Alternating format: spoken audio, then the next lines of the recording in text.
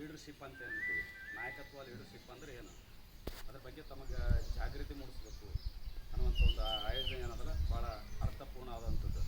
ಇವತ್ತು ನಮ್ಮ ದೇಶದಲ್ಲಿ ಏನಾಗಿದೆ ಅಂತಂದ್ರೆ ನಾಯಕತ್ವ ಕೊರತೆ ಇದೆ.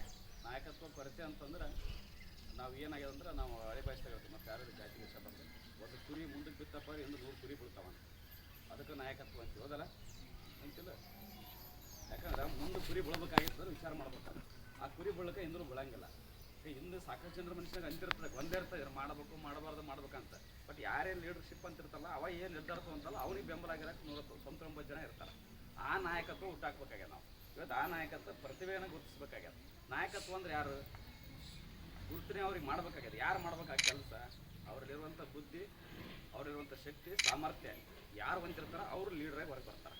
ಆ ಲೀಡ್ರಾಗಿ ಹೊರಗೆ ಬರ್ಬೇಕಂದ್ರೆ ಅವ್ರಿಗೆ ನಾವೇನು ಮಾಡಬೇಕು, ಸಾಮಾನ್ಯ ಜನರಂದ್ರೆ ನಾವು ಅವ್ರಿಗೆ ಸಹಕಾರ ನೀಡಬೇಕು, ಅವರಿಗೆ ಶಕ್ತಿ ತುಂಬುವಂಥ ಕೆಲಸ ಮಾಡ್ಬೇಕು, ಅವ್ರ ಬೆಂಬಲಕ್ಕೆ ನಿಂದಿರ್ಬೇಕು. ಅಂದಾಗ ಮಾತ್ರ ಆ ನಾಯಕತ್ವ ಮತ್ತು ಲೀಡರ್ಶಿಪ್ ಅನ್ನೋವಂಥದ್ದು ಮುಂದೆ ಬರ್ತವೆ. ಈಗ ಕಳೆದ ಬಾರಿ ಯಾವುದೋ ಒಂದು ಇದೇ ಸ್ಕೂಲಿಗೆ ಇದೇ ಜಾಗ ಒಂದು ಫಂಕ್ಷನ್ ಮಾಡಿದ್ವಿ, ಯಾವುದೋ ಒಂದು ಪಂಚಾಯತಿ ಕಡೆಯಿಂದ ಕಂಡಿದ್ದೀವಿ. ಎಲ್ಲ ಮಕ್ಕಳಿದ್ವಿ, ಗಂಡು ಮಕ್ಕಳು ಹೆಣ್ಮಕ್ಳು ಎಲ್ಲರೂ ಇದ್ದೀವಿ. ಬರೀ ಹೆಣ್ಮಕ್ಳು ಇದ್ದೀವಿ. ಅವತ್ತು ದಿವಸ ಒಬ್ಬ ಹೆಣ್ಮಗಳು ಭಾಳ ಚಂದ ಮಾತಾಡಿದ್ರಿ. ಯಾವ ಮಕ್ಕಳ ಕಟ್ಟಿದ ಯಾರೋ ಬಸವ ಕ್ಯಾಂಪ್ ನೋಡಿದ್ವಿ. ಈಗ ಬಸವ ಕ್ಯಾಂಪ್ ಯಾರು ಇದು ಅಷ್ಟು ಬಂದಿಲ್ಲ, ಭಾಳ ಸ್ಪಷ್ಟ, ಭಾಳ ಗಟ್ಟಿದನಿಂದ ಮಾತಾಡಿಲ್ಲ. ಸರ್ ಅದನ್ನಂತ ಗೊತ್ತಾಗಲಿಲ್ಲ, ಮೆಂಬರ್ ಅಧ್ಯಕ್ಷರು ಅಂತ ಹೇಳ್ತಿಲ್ಲ. ಆಕೆಗೆ ಏನು ಕುಂದು ಬರ್ತದೆ, ಅದು ಶೌಚಾಲಯದ ಬಗ್ಗೆ ಸಮಸ್ಯೆ ಇತ್ತು, ಭಾಳ ಗಟ್ಟಿ ಮಾತಾಡಿಲ್ಲ. ಅದು ನಾಯಕತ್ವ ಅಲ್ಲಿ. ಆ ಅಮ್ಮ ಆದ್ಮೇಲೆ ಮನೆ ಸುದ್ದಿಸ್ತಾರೆ ಬಸವ ಕ್ಯಾಂಪ್ ನಾವು ಬೇರೆ ಪ್ರಚಾರ ಚುನಾವಣೆ ಸಂದರ್ಭದಾಗ ಮೇಡಮ್ ಭಾಳ ನೀಟಾಗಿ ಮಾತಾಡ್ತೀವಿ. ಇನ್ನೂ 2-3 ವರ್ಷ ಮಾಡ್ರಿ ಏನಾರ ನಾನೇ ಗ್ರಾಮ ಪಂಚಾಯತ್ ಮೆಂಬರಾಗಿ ಬಂದು ನಿಮಗೆಲ್ಲ ನಿಲ್ಲಿಸ್ತಂತಂದ್ರೆ ಅಂದ್ರೆ ಆ ಶಕ್ತಿ ಎಲ್ರಿಗೂ ಬರೋಂಗಿಲ್ಲ. ಯಾಕೆ ಹೇಳ್ತೀವಿ ಮಾತಂತಂದ್ರೆ ಇವತ್ತು ಹೆಣ್ಣು ಅನ್ನೋಂಥದ್ದು ಬರೀ ಅಡುಗೆ ಮನೆಗೆ ಮಾತ್ರ ಸೀಮಿತ ಆಗ್ಯದ. ಎಲ್ಲಂದ್ರೆ ಗಂಡದ ಜೊತೆ ಸಂಸಾರ ಮಾಡೋದಕ್ಕೆ, ಅಡುಗೆ ಮಾಡೋದಕ್ಕೆ, ಮುಸ್ರಿ ತೊಳೆಯೋದಕ್ಕೆ, ಆ ಮನೆ ಕುಟುಂಬ ನೋಡಿಕೋದಕ್ಕೆ, ಮಕ್ಳು ಇರೋದಕ್ಕೆ ಮಾತ್ರ ಹೆಣ್ಮಕ್ಳು ಸೀಮಿತ ಆಗ್ಯದ. ಇವತ್ತು ಈ ಮನೆಗೆ ಹೊರಗೆ ಬಿಟ್ಟು ಬಂದು ನೋಡ್ರಿ, ಪ್ರಪಂಚ ಭಾಳ ಭಾಳ ದೊಡ್ಡದಾದ. ಏನಂದ್ರೆ ಹೆಣ್ಣು ದರವೊಂದು ಕೆಲಸ, ದರವೊಂದು ಇಲಾಖೆ ಒಳಗೆ ಕೆಲಸ ಮಾಡ್ತಾರೆ. ಇವತ್ತು ವಿಮಾನ ಓಡಿಸೋದು, ಫ್ಲೈಟ್ನಲ್ಲಿ ಡ್ರೈವರ್ ಹಿಡ್ಕೊಂಡು ಇವತ್ತು ಪ್ರತಿಯೊಂದು ವಾಚ್ಮೆನ್ ಡ್ಯೂಟಿಲಿ ಕೂಡ ಹೆಣ್ಮಗಳು ಸ್ಪರ್ಧೆ ಮಾಡಕತ್ತ. ಮತ್ತು ರಾಜಕೀಯವಾಗಿಯೂ ಕೂಡ ಅರ್ಧ ಮಾಡ್ತಾಳೆ. ಇವತ್ತು ಅಮ್ಮಾಪುರ ಗ್ರಾಮ ಪಂಚಾಯತಿ ಒಳಗೆ 27 ಜನ ಗ್ರಾಮ ಪಂಚಾಯತಿ ಮೆಂಬರ್ ಅದೀವಿ ಅಂದ್ರೆ 12 ಜನ ಹೆಣ್ಮಕ್ಳು ಅದಾರ. ನೋಡ್ರಿ, ಇಷ್ಟೆಲ್ಲ ನಾವು ಸವಲತ್ತುಗಳು ಸರ್ಕಾರ ಕೊಡ್ತಾ ಇದೆ.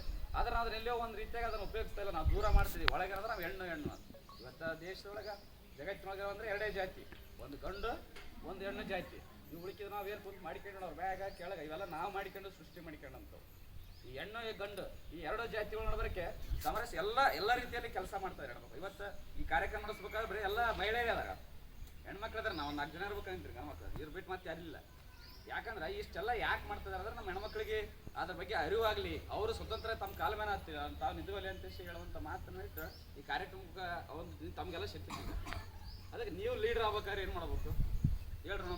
ಯಾರೋ ಒಬ್ಬರಿಬ್ಬರೇ ಲೀಡರ್ ಆಗ್ಬೇಕಾದ್ರೆ ಏನು ಮಾಡ್ಬೇಕು ಗೊತ್ತಿಲ್ಲ ಅಂದ್ರೆ ನಮ್ಗೆ ಏನು ಹೇಳಿದ್ರು ಶಾಲೆಗೆ ಅಂದ್ರೆ ಕೆಲವೊಂದು ವಿಚಾರಗಳು ಶಾಲೆಗೆ ಹೇಳಂಗಿಲ್ಲ, ಹೌದಿಲ್ಲ? ಈ ಸಲ ಶಾಲೆ ಒಳಗೆ ರಿಸಲ್ಟ್ ಹೆಂಗಾಗಿ ಗೊತ್ತಲ್ಲ, ಮ್ಯಾತ್ಗಿ ಡಿಸ್ಟಿಕ್ನೊಳಗೆ 100ಕ್ಕೆ 99 ಮಂದಿ ಪಾಸ್ ಆಗ್ಯಾರ, ಯಾರೋ ಒಬ್ರು ಫೇಲ್ ಆಗ್ಯಾರ, ಹುಷಾರಿರ್ತಾರೆ. ಹೌದಾ? ಉಲ್ಟಾಗ್ಯಾರ. ಯಾಕೆ? ಸರ್ ಸರಿಯಾಗಿಲ್ಲ, ನೀವು ಸರಿಯಾಗಿಲ್ಲ. ಯಾಕೆ ಕೇಳಂಗಿಲ್ಲ? ನಿಮ್ಗೆ ಬಟ್ಟೆ ಕೊಡ್ತಾರೆ, ಮನೆ ಸಂಜೆ ಊಟ ಹಾಕ್ತಾರೆ, ಸ್ಕೂಲಿಗೆ ಕಳಿಸ್ತಾರೆ, ಎಲ್ಲ ವ್ಯವಸ್ಥೆ ಅದ. ಆದ್ರೆ ಯಾಕೆ ಪಾಸ್ ಹಾಕಲ್ಲ? ಯಾಕೆ ಹೋಯ್ತಿಲ್ಲ? ಓದಕ್ಕೆ ಫೀಸ್ ಅದ. ಏನಾಗ್ಯಾವ ಅಂದ್ರೆ ಮೊಬೈಲ್ ಬಂದ್ಬಿಟ್ಟಾವ.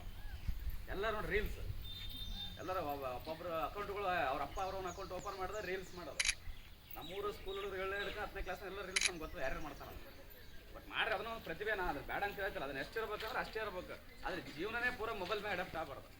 ಫೇಸ್ಬುಕ್, ವಾಟ್ಸಪ್, ರೀಲ್ಸ್ ಇವು ನಮ್ಮ ಜೀವನ ಏನು ಮಾಡ್ತಾವೆ ಅಂದ್ರೆ ಮುಂದಕ್ಕೆ ಬಿಡಂಗಿಲ್ಲ, ಅದ್ರೊಳಗೆ ಸುತ್ತಾಗ್ತಿರ್ತವೆ. ಇವತ್ತು ದೇಶದೊಳಗೆ ಏನಂದ್ರೆ ಯುವಕರು ಎಷ್ಟೋ ಜನ ಅಂದ್ರೆ ಗುಟ್ಕ, ಸಿಗರೇಟ್, ಬೆಟ್ಟಿಂಗ್, ಸಾರಾಯಿ ಇವು ಕುಡಿಯೋದ್ರಿಂದ ಅವ್ರ ಆಲೋಚನೆಗಳು, ವಿಚಾರಗಳು ಬರ್ತಿಲ್ಲ, ಬರೀ ಅದರೊಳಗೆ ಅಡಾಪ್ಟ್ ಹಾಕತ್ತಾರ ಅವ್ರು. ಅದನ್ನು ಬಿಟ್ಟರೆ ಮಾತ್ರ ದೇಶ ಏನು, ನಾನು ಏನು ಓದಬೇಕು, ನಾನು ಏನು ಸಾಧನೆ ಮಾಡಬೇಕು, ನನ್ನ ಮನೆ ಹೆಂಗೆ ನೋಡ್ಕೋಬೇಕು, ನಾನು ಹೆಂಗಿರ್ಬೇಕು ಊರಾಗ ಅನ್ನೋದು ಗೊತ್ತಾಗುತ್ತೆ. ಅದ್ರೊಳಗೆ ಅಂದ್ರೆ 7 ಗಂಟೆ ಕುಡಿಬೇಕು, 2 ತಾಸು ಒಂದ್ಸಲ ಸಿಗರೇಟ್ ಸೇರ್ಬೇಕು, ಆಮೇಲೆ ಸುಮ್ಮನೆ ಕುಂತಾಗ ಒಂದು ಗುಡ್ಗ ಹಾಕ್ಬೇಕು. ಇದ್ರೊಳಗೆ ಅವ್ನ ಜೀವನ ಅಡಾಪ್ಟ್ ಹಾಕಬೇಕು. ಯಾಕೆ ಮಾತು ಹೇಳ್ತೀವಿ ಅಂದ್ರೆ ಇವತ್ತಿನ ದುರಂತ ದೇಶ ಆ ಪರಿಸ್ಥಿತಿ ಬಂತು. ಮೊನ್ನೆ ನೋಡ್ರಿ, ನಮ್ಮೆಲ್ಲ ಗೊತ್ತಿರ್ಬೇಕು, ಪಿಕ್ಚರ್ದಾಗಿರೋ ದರ್ಶನ್ ಏನು ಮಾಡಿದ ಗೊತ್ತಾ? ಯಾರೋ ಒಂದು ರೀಲ್ಸ್ ಮಾಡತ್ತ ಹುಡುಗಿಗೆ ಏನೋ ಮೆಸೇಜ್ ಮಾಡಿದ ಅಂತ ತಿಳ್ಕೊಂಡು ಅವ್ನು ಕರ್ಕೊಂಬಂದು ಯಾರ ಬೀರೆ ಹೊಡೆದ್ರು, ಕಿವಿ ಕೊಯ್ದ್ರು, ಮೂಗು ಕೊಯ್ದ್ರು, ಗಂಟ್ಲಾರ್ದ್ರು, ಎಲ್ಲಿ ಬೇಕಲ್ಲೇ ಹೋದ್ರು, ಸಾಯಿ ಹೊಡೆದ್ರು. ದರ್ಶನ್ ಮನಸ್ಸು ಮಾಡಲಿಲ್ಲ, ಅವ್ನು ಮಾಡಿರೋಂಥ ಸರಾಯಿ ಮತ್ತು ಗಾಂಜಾ ಆ ಶಕ್ತಿಯಿಂದ ಅವನ ಮ್ಯಾಗ ಕೋಪ್ಕೊಂಡು ಅವ್ನು ಮಾಡಿದ. ಇವತ್ತೇನಾಯ್ತು, ಇಡೀ ರಾಜ್ಯನ ಅವ್ನು ತಿರುಗುವಂಥ ಕೆಲಸ ಆಯ್ತು. ಹೌದಲ್ಲ? ಇದರಿಂದ ಅವ್ ಸ್ವಂತ ಮಾಡಿರಲಿಲ್ಲ, ಅವನಿಗೇನು ದೊಡ್ಡ ವ್ಯಕ್ತಿ ಅಲ್ಲ, ಅವ ಅಪೋಸಿಟ್ ಒಬ್ಬ ಸಣ್ಣ ಸ್ವಾಮಿಗಳತ್ತ ಕರೆದು ಬೈದ ಹೇಳ್ಬೋದಾಗಿತ್ತಲ್ಲ, ಸ್ಟೇಷನ್ ಬಗೆಹರಿಸ್ಬೋದಾಗಿತ್ತು. ಯಾಕಂದ್ರೆ ಈ ಗಾಂಜಾ ಅನ್ನುವಂಥದ್ದು, ನಶೆ ಅನ್ನುವಂಥದ್ದು ನಾವು ಯಾವತ್ತರ ಮಾರ್ಕ ಚಟಗಳಿಗೆ ಅಡಾಪ್ಟ್ ಆಗಿಬಿಟ್ಟವಪ್ಪ ಅಂತಂದ್ರೆ ನಮ್ಮ ಜೀವನ ನಾವೇ ಸುತ್ತರಿಸ್ತೀವಿ, ಬೇರೆ ವಿಚಾರ ಮಾಡೋಕ್ಕಾಗಲ್ಲ. ಹಂಗಾಗಿ ಏನಾಗುತ್ತೆ, ಕೆಲವೊಂದು ಚಟಗಳು ನಮ್ಮ ಮುಂದಕ್ಕೆ ಬಿಡಂಗಿಲ್ಲ. ಆ ಚಟಗಳು ನಾವು ವಿರೋಧಿಸ್ಬೇಕು. ಇವತ್ತು ನಿಮ್ಮನೆಯೊಳಗೆ ಎಷ್ಟೋ ಜನ ತಂದೆ ತಾಯಿ ಇದ್ದಾರೆ, ಹಣದ ತಂದ್ರೆ ಯಾರನ್ನ ಕುಡಿತಿರ್ಬೋದು, ಗುಡ್ಗಾಯಿ ತಿಂತಿರ್ಬೋದು, ಹೆಣ್ಣು ಮನಸ್ಸು ಮಾಡಿದ್ರೆ ಏನಾದ್ರು ಮಾಡ್ತಂತ. ಅದಕ್ಕೆ ತಾವೆಲ್ಲ ಅದನ್ನು ಕಂಟ್ರೋಲ್ ಮಾಡಿರಿ. ಬಿಡಿಸೋಕೆ ಮತ್ತೆ ನಿಮ್ಗೆ ಬಡಿತಾರೆ ನನಗೆ ಬರ್ದಂಗೆ. ಸ್ವಲ್ಪ ಕಂಟ್ರೋಲ್ ಮಾಡಿ, ದಿನಕ್ಕೆ 2 ಕ್ವಾರ್ಟರ್ ಕುಡಿದ್ರೆ 1 ಕ್ವಾರ್ಟರ್ ಕುಡಿರಿ, ಒಂದಿದ್ರೆ ಅರ್ಧ ಕುಡಿದ್ರೆ ಬೇಡಪ್ಪ ಅಂತೇಳಿ. ಯಾಕಂದ್ರೆ ಅಂತರ ಕಡಿಮೆ ಮಾಡಿಕೊಂತ ಬಂದ್ರೆ ಅವ್ರಿಗೆ ಆಲೋಚನೆ ಸಂಸಾರ ಕಡೆ ಕೊಡಿ. ಇಲ್ಲ ಏನಾಗುತ್ತೆ ಅಂದ್ರೆ ಬೆಳಗ್ಗೆ 6 ಗಂಟೆ ಆದ ತಕ್ಷಣ ಮನೆಗಿಂದ ಇಲ್ಲಿ ರೊಕ್ಕ ಹುಡುಕಿಯಾಗಿ ದಾರ್ಯಾಗ ಹೋಗಿ ಅಂಗಡಿಯಾಗಿದ್ದರು ಸರಾಯಿ ಕೊಡ್ತಾರೆ.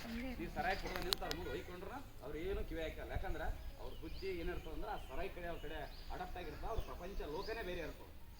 ಹಂಗಾದಾಗ ಏನಾಗ್ತದೆ, ಜಾಸ್ತಿ ಕುಡಿದು ಮಾಡ್ತಾರೆ, ಲಿವರ್ಗಳು ಡ್ಯಾಮೇಜ್ ಆಗ್ತದೆ. ಆಮೇಲೆ ಅವ್ರಿಗೆ ಹಾಸ್ಪಿಟ್ಲಲ್ಲಿ ತೋರಿಸ್ಬೇಕು, ಯಾರು ಸರಾಯಿ ಅಂಗಡಿಯಾಗ ತೋರಿಸ್ತಾರನ. ಮತ್ತು ನೀವು ದುಡಿದು ಹೊಲ ಮನಿ ಮಾರಿ ಎಲ್ಲ ಕಲ್ತವ್ರು ಹಾಸ್ಪಿಟ್ಲಾಗ ಹಾಕ್ಬೇಕು. ಒಂದು ತಂದಿನ ಕಳ್ಕೊಬೇಕು, ಎರಡನೇದ್ದು ಇರ್ತಕ್ಕಂಥ ಆಸ್ತಿ ನೀವೇನು ದುಡ್ದು ಬಂದಿರ್ತಲ್ಲ ಎಲ್ಲ ದುಡ್ಡು ಆಸ್ಪತ್ರೆಗೆ ಹಾಕ್ಬೇಕು. ಆಮೇಲೆ ಸಾಲದಾಗ ಕುರಿಬೇಕು. ಹೌದಾ? ಇವೆಲ್ಲ ಸಮಸ್ಯೆದ್ರಿಂದ ನಾವು ಮಾಡೋಂಥ ಒಂದು ಸಣ್ಣ ಚಟಕ್ಕೆ ಬಲಿಯಾಗೋದ್ರಿಂದ ನಮ್ಮ ಇಡೀ ಕುಟುಂಬನೇ ಅಲ್ಲಿ ಸರ್ವನಾಶ ಆಗ್ತದೆ. ಇವತ್ತು ನೋಡ್ರಿ, ತಂದೆಯಿಂದರ ದಿನ ಇವತ್ತು ಫಾದರ್ಸ್ ಡೇ, ನಮಗೆ ಜನ್ಮ ಕೊಟ್ಟಂತ ತಂದೆಯವರ ದಿನ. ತಾಯಿ ನಮ್ಮನ್ನು ಎಷ್ಟು 9 ತಿಂಗಳ ಹೊತ್ತು ಎತ್ತು ಬೆಳೆಸ್ತದ, ಅದಕ್ಕೆ ಶ್ರಮವಾಗಿ ಆ ಮಗು ತಂದೆಗೆ ಕಾಣಲಾರ್ದು ನನ್ನ ಮಗನಿಗೆ ಕಾಣ್ಬೇಕಂತೇಳಿ, ಮಗಳಿಗೆ ಕಾಣ್ಬೇಕಂತೇಳಿ ಕನಸು ಕಟ್ತಾರಲ್ಲ, ಅಂಥ ತಂದೆಗಳ ದಿನಾಚರಣೆ ಇವತ್ತು ನಾವು ಅಭಿಮಾನಿ ಆಗ್ಬೇಕು. ಯಾರು ಅಭಿಮಾನಿ ಆಗ್ಬೇಕಾದ್ರೆ ತಂದೆ ತಾಯಿಗಳ ಅಭಿಮಾನಿ ಆಗ್ಬೇಕು. ನಮಗೆ ಜನ್ಮ ಕೊಟ್ಟು ನಮಗೆ ಬೆಳೆಸಿ ನಮ್ಮ ಕಾಲ ಮೇಲೆ ನಾವು ನಿಂತು ನಮ್ಮ ಹೊರಗೆ ಕಳಿಸ್ತಾರಲ್ಲ, ಅವ್ರ ಅಭಿಮಾನಿಗಳು ಆಗ್ಬೇಕು. ಇವತ್ತು ಯಾವ್ದಾವ್ದು ಅಭಿಮಾನಿಗಳು ಯಾರ್ಯಾವುದಕ್ಕೂ ರಾಜಕೀಯಕ್ಕೆ ಅಭಿಮಾನಿ ಆಗ್ತೀವಿ, ಇನ್ನೊಂದು ಯಾವುದಕ್ಕೂ ಪಿಕ್ಚರ್ಗೆ ಅಭಿಮಾನಿ ಆಗ್ತೀವಿ. ಇವತ್ತು ಅಭಿಮಾನಿಗಳೆಲ್ಲ ಏನು ಮಾಡ್ತಾರೆ ಅಂದ್ರೆ ಕೃತ್ಯಗಳು ಎಂತೆಂಥವು ಮಾಡ್ತಾರೆ, ಅವ್ರು ನೋಡಿದ್ರೆ ನಾವು ಕೂಡ ಅದೇ ಥರ ಆಗ್ಬೇಕು ಅಂತ ಸ್ಥಿತಿ ಬಂದ್ಬಿಟ್ಟಾರೆ.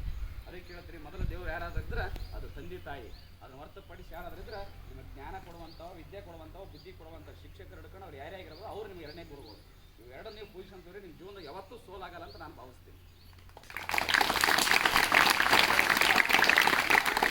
ನೀವೆಲ್ಲ ಮಕ್ಕಳು ಇವತ್ತು ಸ್ವಾಮಿ ವಿವೇಕಾನಂದರು ನಾನು ಹೇಳ್ತಿದ್ರು, 4 ಜನ ಯುವಕರಿದ್ರ 4 ಜನ ಯುವಕರಿದ್ರೆ ಇಡೀ ದೇಶನೇ ಬದಲಾವಣೆ ಮಾಡ್ತಿದ್ದೀರಿ. ಇವತ್ತು ಇಲ್ಲಿ ಕೂತಾರೆ ಎಷ್ಟು 100 ಜನ ಅದೀರಿ. ನೀವು 100 ಜನ ಕುಂತು ಒಂದು ಊರು ಸುಧಾರಿಸ್ಬೋದಾ? ಆಗ್ಬೋದಾ? ಇವತ್ತು ನಮ್ಮ ಮನೆಗೆ ಸುಧಾರಿಸೋಕ್ಕಾಗುತ್ತೆ. ಹೌದಾ? ಮಾಡ್ಬೋದು. ಏನು ಮಾಡ್ಬೋದು ಅಂದ್ರೆ ನಾವು ದೇಶ ಗೆಲ್ಲಬೇಕಾಗ್ಯದ, ನಾಡು ಗೆಲ್ಲಬೇಕಾಗ್ಯದ ಅಂತಂದ್ರೆ ಮೊದಲು ನಾವು ಗೆಲ್ಲಬೇಕಾಗ್ಯದ, ನಮ್ಮ ಥರ ಗೆಲ್ಲಬೇಕಾಗ್ಯದ. ನಮ್ಮ ಥರ ಗೆಲ್ಲೋದಂದ್ರೆ ಏನು? ಮೊದಲು ನೀವು ಕರೆಕ್ಟಾಗಿರ್ಬೇಕು. ಹೌದಾ? ಕರೆಕ್ಟಾಗಿರೋದ್ರೆ ಹೆಂಗಿರ್ಬೇಕು? ನೀವು ಯಾವುದೇ ಚಟಗಳಿಗೆ ಅಡಾಪ್ಟ್ ಆಗಬಾರ್ದು. ತಂದೆ ತಾಯಿ ಗುರುಗಳಿಗೆ ಗೌರವ ಕೊಡ್ಬೇಕು. ಸಂಸ್ಕೃತಿಗಳು ಕಲಿಬೇಕು. ಮನೆಯಾಗ ಹಿರಿಯರು ಬಂದ್ರವ್ರಿಗೆ ಗೌರವ ಕೊಡ್ಬೇಕು. ಯಾರಾದ್ರೂ ಏನಾದ್ರು ಮಾತುಗಳು ಕೇಳಿದ್ರೆ ಅವ್ರ ಮಾತುಗಳು ಕೇಳುವಂಥದ್ದು ಆಗ್ಬೇಕು, ಅದಕ್ಕೆ ಸ್ಪಂದಿಸುವಂಥದ್ದು ಆಗ್ಬೇಕು ನಿಮ್ಮ ಮನೆಯಲ್ಲಿ. ಆಮೇಲೆ ಎಲ್ಲರನ್ನ ನೀವು ಪ್ರೀತಿ ನೋಡುವಂಥದ್ದಾಗಲಿ. ಮನೆಯೊಳಗೆ ಕೆಲಸ ಮಾಡ್ಬೇಕು, ಪಾಠ ಆಟ, ಬರೀ ಓದೋದಂದ್ರೆ ಬರೀ ಬುಕ್ ಇಟ್ಕೊಂಡು ಕುಂದ್ರದಲ್ಲ. ಮನೆಯೊಳಗಿರ್ತಕ್ಕಂಥ ಜವಾಬ್ದಾರಿಗಳನ್ನ ತಾವು ಅರ್ಥ ಮಾಡ್ಕೋಬೇಕು, ಅದ್ರ ಜೊತೆ ತಾವು ಕೆಲಸ ಮಾಡ್ಬೇಕು, ಆಮೇಲೆ ಓದಬೇಕು. ಇವೆಲ್ಲ ನೋಡಿದಾಗ ಮಾತ್ರ ನೀನು ಮನೆ ಗೆತ್ತಿ. ಮನೆ ಗೆದ್ದ ಮ್ಯಾಗ ಆಮೇಲೆ ಏನದ, ಬಾಜು ಮನಿ, ಅಣ್ಣ ತಮ್ಮರ ಮನಿ, ಅವ್ರನ್ನ ಸುಧಾರಿಸುವಂಥ ಕೆಲಸ ಮಾಡ್ಬೇಕು. ಗಣಮಕ್ಕ ಭಾಷೆ ಅಂತಾರೆ ಬರೀ ಮರಿ ಕೆಲಸ ಮಾಡ್ತಾರಂತ. ಅಂಥವ್ರಿಗೆ ಶಾಣ್ಯರು ಆಗ್ಬಾರ್ದು ನಾವು. ಅಂಥವ್ರು ಸುಧಾರಿಸ್ಬೇಕು. ಸೋತಂಥವ್ರಿಗೆ ಧೈರ್ಯ ತುಂಬಬೇಕು, ಶಕ್ತಿ ತುಂಬಬೇಕು, ಅವ್ರ ಜೊತೆ ನಿಂತ್ಕೋಬೇಕು. ಗೆದ್ದಂಥವ್ರಿಗೆ ಅಭಿನಂದಿಸ್ಬೇಕು. ಅವ್ರು ಯಾರೇ ಇರಲಿ, ಒಳ್ಳೆ ಕೆಲಸ ಮಾಡಿನ ಅವ್ರಿಗೆ ಗೌರವ. ಅವ ಸರಿ ಮಾಡಿಲ್ಲ ಅವ್ನು ವಿರೋಧ ಮಾಡೋದು, ಏನು ಮಾಡೋಕ್ಕಾಗಲ್ಲ. ಅಂದಾಗ ಮಾತ್ರ ನಮ್ಮ ಮನೆ, ನಮ್ಮ ಏರಿಯಾ. ಅದಂತರ ಹೇಳಿದ್ರೆ ಊರಾಗಣ ಪಂಚಾಯತಿ ಅಣ್ಣ ತಾಲೂಕು, ಜಿಲ್ಲಾ, ಆಮೇಲೆ ದೇಶ. ಈ ಸುಧಾರಣೆ ನಾವು ನಮ್ಮದೇ ನಮ್ಮ ಮನೆ ನಾವು ಸುದ್ದಿರಂಗಿಲ್ಲ, ಎಲ್ಲ ಮಾಡ್ತಿರ್ತೀವಿ, ದೇಶದ ಬಗ್ಗೆ ಚಿಂತೆ ಮಾಡ್ತೀವಿ ರಾತ್ರಿ ಆಗಿ. ಹಂಗೆ ಆಗ್ಬಾರ್ದು. ಮೊದಲು ನಮ್ಮನ್ನು ನಾವು ಗೆಲ್ಬೇಕು, ನಮ್ಮಲ್ಲಿ ನಮ್ಗೆ ಕಾನ್ಫಿಡೆಂಟ್ ಬರ್ಬೇಕು. ಅಂದಾಗ ಮಾತ್ರ ನಾವು ಬೇರೆದನ್ನ ಕೈ ಹಾಕಿ ಅದನ್ನು ಶುದ್ಧ ಮಾಡೋಕ್ಕೆ ಮಾತ್ರ ಸಾಧ್ಯ. ಹಂಗಾಗಿ ಈಗ ಕೆಲವ್ರು ಇರ್ತಾರೆ, ಹೆಂಗಿರ್ತಾರೆ ಅಂತಂದ್ರೆ ಅವ್ರು ನಾವು ಹೇಳ್ಬಾರ್ದು ಸುದ್ದಿ. ಏನಾರು ಹೇಳಕ್ಕೆ ಹೋದ್ರೆ ಏನಾರು ಒಂದು ಜಾಗ ತೇಸಿ ಅವ್ರಿಗೆ ಅಲ್ಲಿ ಹೆಚ್ಚಿ ಸುಮ್ಮನೆ ತೊಗೊಳೋದು. ಆಮೇಲೆ ನನ್ನ ಸಂಬಂಧ ಇಲ್ಲ, ನಾ ಹೇಳಿ ಆಯ್ತು ಹೊಡೋದಕ್ಕೆ ಇಟ್ಬಿಡೋದು ಮನೆಯಲ್ಲಿ. ಹಂಗಾಗಿ ನಾವು ಸುಧಾರಣೆ ಮಾಡ್ಬೇಕಾಗ್ಯದ. ಇವತ್ತು ನಾವು ಜವಾಬ್ದಾರಿ ತೋರಿ. ಇವತ್ತಿನ ಸ್ವತಂತ್ರ ಡಾಕ್ಟರ್ ಬಿ ಆರ್ ಅಂಬೇಡ್ಕರ್ ಅವರು ಬರೆದಂಥ ಸಂವಿಧಾನದೊಳಗೆ ಪ್ರತಿಯೊಬ್ಬರಿಗೆ ಹಕ್ಕಾದ, ಪ್ರತಿಯೊಬ್ಬರಿಗೆ. ಯಾರು ದೊಡ್ಡವರಿಲ್ಲ ಇಲ್ಲಿ. ದೊಡ್ಡವ್ರು ಯಾರು ಅಂತಂದ್ರೆ ಅವ್ರ ಬುದ್ಧಿಯಿಂದ ಒಳ್ಳೆ ಸಂದೇಶ ಏನು ಕೊಡ್ತಾರಲ್ಲ ಅವ್ರು ದೊಡ್ಡವರು. ಹೌದಾ? ಈಗ ಒಳ್ಳೆದು ಕೆಟ್ಟದು ಕೆಲವೊಂದು ಏನಾದರೂ ನಿಮ್ಮಲ್ಲಿ ಕೆಟ್ಟ ಚಟಗಳು, ಏನಾದರೂ ದೌರ್ಜನ್ಯಗಳು, ದಬ್ಬಾಳಿಕೆಗಳು, ಮಾನಸಿಕ ಹಿಂಸೆ, ಮಾನಸಿಕ ತೊಂದರೆಗಳು ಯಾರೇ ಕೊಡ್ತಿರ್ಬೋದು. ಶಾಲೆಗಳ ಗುರುಗಳು ಕೊಡ್ತಿರ್ಬೋದು, ನಿಮ್ಮ ಊರು ದೊಡ್ಡವ್ರು ಕೊಡ್ತಿರ್ಬೋದು, ಯಾರೇ ಕೊಡ್ತಿರ್ಬೋದು. ಕೆಲವ್ರು ಹೇಳೋಕ್ಕಾಗಿಲ್ಲ. ಕೆಲವೊಂದು ಕರೆಗಳು, ಫೋನ್ ನಂಬರ್ಗಳು ಅದಾವೆ ಗೌಪ್ಯವಾಗಿ, ನಿಮ್ಮ ಹೆಸರು ಎಲ್ಲಿ ಹೇಳ ಅಂತ ಜಸ್ಟ್ ಫೋನ್ ಮಾಡ್ರಿ. ಸರ್ ನಾನು ಇಂಥ ಊರಿಂದ ಇಂಥಲ್ಲಿದ್ದೀನಿ, ನನಗೆ ಹಿಂಗೆ ಸಮಸ್ಯೆ ಆಕತ್ತ, ಇಂಥವ್ರಿಂದ ತೊಂದರೆ ಆಕತ್ತ. ಅದನ್ನು ನಿಮ್ಮ ಹೆಸರು ಬರ್ಲಾರ್ದಂಗೆ ಅವ್ರು ಎಲ್ಲಿ ಕರೆಸೋದು ಹೆಂಗೆ ಶುದ್ಧ ಮಾಡೋಕ್ಕೂ ಮಾಡ್ತಾರೆ. ನಾವು ಎಲ್ಲಿ ತನಕ ಮುಟ್ತೀವಿ ಅಂತೀವಿ, ಅದು ನಿಮ್ಮನ್ನು ಮಾತ್ರ ನೀವು ಕೊಲ್ಲೋದಲ್ಲ, ಇಡೀ ಸೊಸೈಟಿನೇ ಕೊಲ್ಲುವಂಥ ಕೆಲಸ ಆಗ್ತದೆ. ಹಂಗಾಗಿ ನಾಯಕತ್ವ ಅಂದ ಮ್ಯಾಗ ನೀವೆಲ್ಲ ಏನು ಮಾಡ್ಬೇಕಂತಂದ್ರೆ ಒಂದು ಜಾಗ್ರ ಇವತ್ತು ಎನ್ ಸಿ ಆರ್ ಮತ್ತು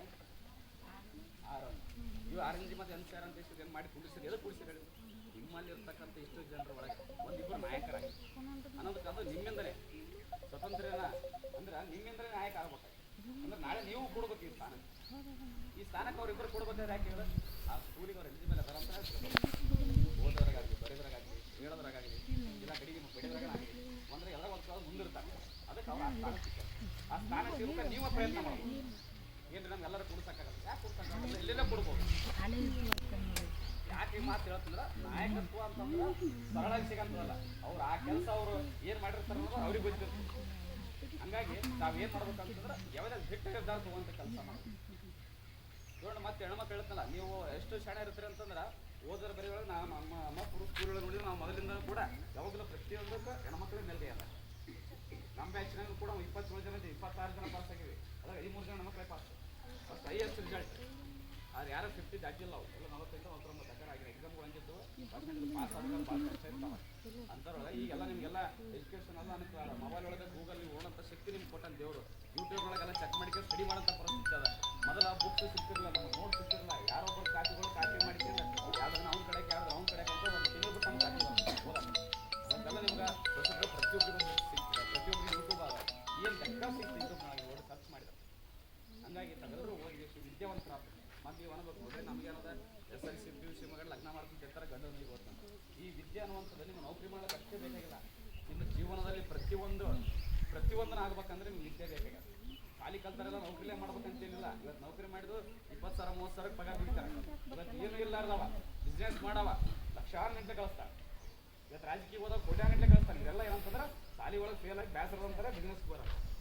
ಹೌದಾ? ಹಂಗಾಗಿ ವಿದ್ಯೆ ಯಾವತ್ತೂ ಹಾಳಾಗಲ್ಲ. ವಿದ್ಯೆ ಹೆಂಗಿರ್ಬೇಕಂತಂದ್ರೆ ಹುಲಿ ಹಾಲಿನ ಹಾಲು ಇದ್ದಂಗಂತ. ಹಾಲು ಕುಡಿದ ಗರ್ಜಿಸ್ತಿರ್ತಾರೆ ಯಾವ ನೋಡಿದ್ರೆ. ವಿದ್ಯೆ ಇದ್ದಾವ ಯಾರಿಗೆ ಬಗ್ಗಂಗಲ್ಲ, ಯಾರಿಗೇನು ತಿಳ್ಕೊಂಗಲ್ಲ. ವಿದ್ಯೆ ಎಲ್ಲಾರು ಏನು ಮಾಡ್ತಾರೆ ನಮ್ಗೆ ಏನು ಗೊತ್ತಿರಪ್ಪ ಇಲ್ಲಿ ಅಸಹಾಯ ಅಂತ ಬಾ ಅಂತ ಶಾಲೆಯಿಂದ ನೀವು ತರ ಮಾಡ್ತಾರೆ. ಅದು ಮುಂದೆ ಕರೆದ್ರೆ ಮುಂದೋಗ ಅಲ್ಲಿಂದ ಬರ್ತಾರೆ ಹೇಳ್ತಾರೆ. ಯಾಕಂದ್ರೆ ಅವ್ರಿಗೆ ಗೊತ್ತಿರಂಗಿಲ್ಲ ನಾ ಮುಂದೋಗಿ ಎಲ್ಲಿ ಅಸಹಾಯ ಆಗ್ತೇನೆ ನಾನು. ಬಟ್ ವಿದ್ಯೆ ಇದ್ದಂತವ ನೀವು ಎಲ್ಲೇ ಕರ್ರಿ 100 ಜನ ಇದ್ರು ಕೂಡ ಒಬ್ಬರೇ ಮುಂದಿರ್ತಾರೆ. ಹಂಗಾಗಿ ತಾವೆಲ್ಲರೂ ನಾಯಕತ್ವ ಲೀಡರ್ಶಿಪ್ ಅನ್ನೋದು ಭಾಳ ಮುಖ್ಯ ಅದ. ಇವತ್ತು ಅವ್ರು ಏನು ಹೇಳಕ್ ಹೊಂಟಾರ ಇವತ್ತೆಲ್ಲ ನಮ್ಮ ಸೋದರಿ ಅಂತಂದ್ರೆ ತಾವೆಲ್ಲ ಅರ್ಥ ಮಾಡ್ಕೋಬೇಕು. ತಮ್ಗೆ ಏನಾದರೂ ಬಂದು ಹೇಳಿದ್ರೆ ಆ ಎಲ್ಲ ಮಹಿಳೆಯರು ಅದ ಅವ್ರ ಜೊತೆ ಕೇಳ್ರಿ. ಅವ್ರ ಫೋನ್ ನಂಬರ್ಗಳು ಅದ, ಸಂಪರ್ಕ ಮಾಡ್ಕೊಂಡು ತಮ್ಮ ಮಾಹಿತಿ ತೊಗೊಂಡು ತಾವೆಲ್ಲರೂ ಕೂಡ ಹೇಳ್ತಾರೆ. ಇವತ್ತು ಎಲ್ಲ ರೀತಿಯಾಗ ಓಣಿ ಒಳಗೆ ನಿಮ್ಗೆ ನೀರು ಬಂದಿಲ್ಲ ವಾದ ಮಾಡ್ರಿ, ಭಯ ಪಡಬೇಡ್ರಿ. ಯಾಕೆ ಎಲ್ಲರೂ ಒಂದೇ ಸೆಟರ್ ಆಗಲ್ಲ. 10 ಜನ 5 ಜನ ಅವ್ರ ಪರವಾಗಿರ್ತಾರೆ, 5 ಜನ ನಿಮ್ಮ ಪರವಾಗಿರ್ತಾರೆ. ಅಲ್ಲಿರ್ತಕ್ಕಂಥ ಸಮಸ್ಯೆನ ಒಬ್ರು ಕಿವಿ ಮುಡಿಸ್ಬೇಕು. ಆ ಕೆಲಸ ಯಾರು ಮಾಡ್ತಾರೋಡ ಅವ್ರ ನಾಯಕತ್ವ ಕ್ವಾಲಿಟಿ ಇರ್ತದೆ. ಏನಿರ್ತದೆ ನಾಯಕತ್ವ ಕ್ವಾಲಿಟಿ. ನಾಯಕ ಆಗ್ಬೇಕಂದ್ರೆ ಯಾರು ಹುಟ್ಟುತ್ತೆ ಬರಂಗಿಲ್ಲ. ಮುಚ್ಚನ ಹೊಟ್ಟೆ ತಂದಿ ನಾಯಕ ಆಗ್ತದೆ, ತಂದಿ ಹೊಟ್ಟೆ ಮಗಳ ನಾಯಕ, ಮಗ ನಾಯಕ ಆಗಂತ ಆಗಲ್ಲ. ನೀವು ಭೂಮಿಗೆ ಬಂದ ಮ್ಯಾಗ ನೀವೇನು ಮಾಡಿದಿರಿ ಅನ್ನುವಂಥದ್ದು ಮುಖ್ಯ ಅದ. ಅದ್ರ ಮ್ಯಾಗ ನಿಮ್ಮ ನಾಯಕತ್ವ. ಇವತ್ತು ಮಾಜಿ ಅಧ್ಯಕ್ಷರಿವರು ಭೀಮಣ್ಣ ಪೇಟೆ ಅಂತೇಳಿ 70 ಸೈನ್ ಮಾಡಕ್ ಬರಲ್ಲ. ಗ್ರಾಮ ಪಂಚಾಯತ್ ಅಧ್ಯಕ್ಷರಾದ ಓದಿಲ್ಲ. ಇವತ್ತು ನ್ಯಾಯಗಳು ಮಾಡ್ತಾರೆ ಇಷ್ಟ. ಯಾಕಂದ್ರೆ ಈಗಿದ್ರು ಕೂಡ ಸೋಲಿಲ್ಲ. ಯಾಕಂದ್ರೆ ನಾಯಕತ್ವ ಕ್ವಾಲಿಟಿ ಇತ್ತು. ಧರ್ವಂದ್ರ ಮುಂದಿರ್ತಾರೆ. ಇವತ್ತಿನ ಊರೊಳಗೆ ಎಲ್ಲೇ ಸಮ ಆಗಲಿ ಊರ ಜಗಳಲ್ಲಿ ಮುಂದೆ ತಗೋಬೇಕಂತ ಅಲ್ಲಿ ಸರಿಪಡಿಸುವಂಥ ಕೆಲಸ ಮಾಡ್ತಾರೆ. ಬಡವರು ಪರ ದನಿ ಹತ್ತಾರೆ. ಯಾಕೆ ಹೇಳ್ತೀನಿ ಮಾತ್ರ ವಿದ್ಯೆನೇ ಬೇಕಾಗಿಲ್ಲ. ಒಂದು ನಾಯಕತ್ವ ಅಂತ ಗುಣಗಳು ಬೇಕಾಗಿದೆ. ತಪ್ಪು ಸರಿ ಅಂತದ ತಿಳಿಯೋಂಥದ್ದು ಮಾಹಿತಿ ಬೇಕಾಗಿಲ್ಲ. ಅದನ್ನು ತಿಳಿದಾಗ ಮಾತ್ರ ನಾವು ನಾಯಕ ಆಗಿ ಬರ್ತೀವಿ. ಹೌದಾ? ಹಿಂಗಾಗಿ ತಾವೆಲ್ಲರೂ ಮುಂಬರದಲ್ಲಿ ತಾವೆಲ್ಲರೂ ಒಗ್ಗಟ್ಟಾಗಿದ್ದು ತಾವು ಮೊದಲು ಮನೆಗೆದ್ರಿ. ಆದಷ್ಟು ಕೇಳಿ ನಾವು ಕೆಟ್ಟ ಚಟಗಳನ್ನು ದೂರ ಬಿಡ್ತಾರೆ. ನಮ್ಮ ದೇಶದ ಬಗ್ಗೆ, ರಾಜ್ಯದ ಬಗ್ಗೆ, ಮಹಿಳೆಯರ ಬಗ್ಗೆ ಇವತ್ತು ಮಹಿಳೆಯರಿಗೆ ಎಷ್ಟೋ ಅನ್ಯಾಯ ನೋಡಿದಿರುತ್ತೆ. ನೇಹ ಹಿರೇಮಠ ಅಂತೇಳಿ ಹುಬ್ಳಿ ಒಳಗೆ ಕಾಲೇಜ್ ಕ್ಯಾಂಪಸ್ ಒಳಗಡೆ ಬರ್ಬರಾಗಿ ಬಂದು ಕೊಲೆ ಮಾಡಿದ. ವಿದ್ಯೆ 9 ಸೆಕೆಂಡ್ 13 ಸಲ ಚಾಪ್ ಹಾಕಿದ. ಆ ಹುಡುಗಿ ಏನೋ ಇನ್ನೋಸೆಂಟ್, ಏನೋ ಗೊತ್ತಿಲ್ಲ. ಇವೆಲ್ಲ ಎದಕ್ಕೋಸ್ಕರ ಆಗ್ತಾ ಇರ್ತಾರೆ. ನಾವು ಯಾವತ್ತೂ ಜಾಗೃತಿ ಆಗಂಗಿಲ್ಲ. ಆಮೇಲೆ ಅಂಜಲಿ ಅನ್ನೋಂಥ ಹುಡುಗಿ ಹುಬ್ಳಿ ಒಳಗೆ ಮನೆ ಒಳಗೆ ಹೋಗಿ ಒಬ್ಬ ಪ್ರೇಮಿ ಅವನಿಗೆ ಕೊಲೆ ಮಾಡ್ತಾನೆ. ಇವತ್ತು ಏನಷ್ಟು ಮಾಡಕ್ಕೆ ಯಾಕೆ ಒಬ್ಬರು ಜನ ಇರ್ತಲ್ಲ. ಇವತ್ತು ನಾವು ಎಷ್ಟೋ ಜನ ಹೇಳ್ತೀವಿ ವುಮೆನ್ಸ್ ರೈಟ್ಸ್ ಅದಾವ, ಹೆಣ್ಣು ಮಕ್ಕಳ ಬಗ್ಗೆ ಅದಂತ ಸಪರೇಟ್ ಇಲಾಖೆ ಅದಂತ. ಇಲ್ಲ. ನಮ್ಮ ತನ, ನಮ್ಮಲ್ಲಿರುವಂಥ ಧೈರ್ಯ, ನಮ್ಮಲ್ಲಿರುವಂಥ ಶಕ್ತಿ ಮುಂದೆ ಯಾವುದೂ ಅಲ್ಲ. ನೀವು ಯಾವತ್ತು ಏನಲ್ಲಿ ಏನು ಬಿಡ್ರಿ ಅದು ಅಲ್ಲಿಗೆ ಕ್ಲೋಸ್ ಆಗುತ್ತೆ. ನೀವು ಏನಂದ್ರೆ ಗಂಜಿ ಮನೆಗೆ ಹೋದ್ರಪ್ಪ ನಿಮ್ಮ ಮನೆಗೆ ಬರೋಕ್ಕೆ ಚಾಲು ಮಾಡ್ತಾರೆ. ಇಷ್ಟೇ ವಾದ. ಅದಕ್ಕೆ ಹೇಳ್ತೀನಿ ಯಾರಿಗೆ ಭಯ ಪಡುವಂತಿಲ್ಲ. ಕಾನೂನು ಒಳಗೆ ಎಲ್ಲರಿಗೂ ಸಮಾನತೆ ಐತಿ. ಹೌದಾ? ಎಲ್ಲರೂ ಬೆಳಿಬೇಕು, ಎಲ್ಲರಿಗೆ ಸ್ವತಂತ್ರ ಅದ. ಮತ್ತು ನಾವು ಯಾರು ಜಾತಿ ಭೇದ ಅಂತಾರಲ್ಲ, ಮೊದಲು ಜಾತಿ ಭೇದ ಯಾರು ಮಾಡ್ತೋಡ ಅಂಥವ್ರನ್ನ ದೂರಿಸ್ಬಿಡಿ. ನಾವೆಲ್ಲರೂ ಒಂದೇ ತಾಯಿ ಮಕ್ಕಳು. ಹೌದಾ? ನಮ್ಮಲ್ಲಿ ಜಾಸ್ತಿ ಇಲ್ಲ. ಈಗ ನಾವು ಕೈ ಬ್ಲೇಡ್ ಮಾಡ್ಕೊಂಡಾಗ ರಕ್ತ ಬರ್ತದೆ. ಯಾರು ರಕ್ತ ಬರ್ತದೆ? ಎಲ್ಲರ ಮೇಲೆ ಬರ್ತದೆ, ಬೇರೆ ಬೇರೆ ಬರ್ತದೆ. ಮತ್ತು ಅಂದ ಮೇಲೆ ನಾವೆಲ್ಲರೂ ಒಂದೇ ಜಾತಿ ತಾನೆ ಮತ್ತು ನಮ್ಮಲ್ಲಿ ಆಗ್ಬೇಕು ಜಾತಿ ಭೇದ. ಅದಕ್ಕೆ ಏನು ಮಾಡ್ತಾರೆ, ಜಾತಿ ಭೇದದಿಂದ ಮನಸ್ಸುಗಳು ಬೆಳೀತಾರೆ, ಆಮೇಲೆ ದೂರ ದೂರ ಮಾಡ್ತಾರೆ. ಅವೆಲ್ಲ ತೆಗೆದಾಕ್ರಿ. ನಾವೆಲ್ಲರೂ ಒಂದೇ ತಾಯಿ ಮಕ್ಕಳು. ಹೌದಾ? ಬೇರೆ ಬೇರೆ ಥರ ಇರ್ಬೋದು ಕರೆ. ಅವರು ಅದು ಮೊದಲ ಉದ್ಯೋಗ ಯಾರು ಮಾಡಿರ್ತಾರೆ, ಉದ್ಯೋಗದ ಪ್ರಕಾರ ಅವ್ರ ಜಾತಿ ಅಂತರ ಗುರುತಿಸಿವಿ ಅಷ್ಟೇ. ಅದು ಅವ್ರ ಕಾಯಕಕ್ಕೋಸ್ಕರ ಅವ್ರ ಜಾತಿ ಸೀಮಿತ. ಆದರೆ ನಾವು ಬದುಕೋದಕ್ಕೋಸ್ಕರ ಇಲ್ಲಿ ನಾವು ಕೂಡಿರೋ ಕಾಲ ಜಾತಿ ಬರಂಗಿಲ್ಲ. ಬರ್ಬೇಕಂತ ಯಾರು ಯಾರಾದ್ರೆ 2 ಜಾತಿ, ಹೆಣ್ಣು ಮತ್ತು ಗಂಡು, 2 ಜಾತಿ ಅಂತರ ಕಾಪಾಡ್ಬೇಕಂತ ಐತೆ.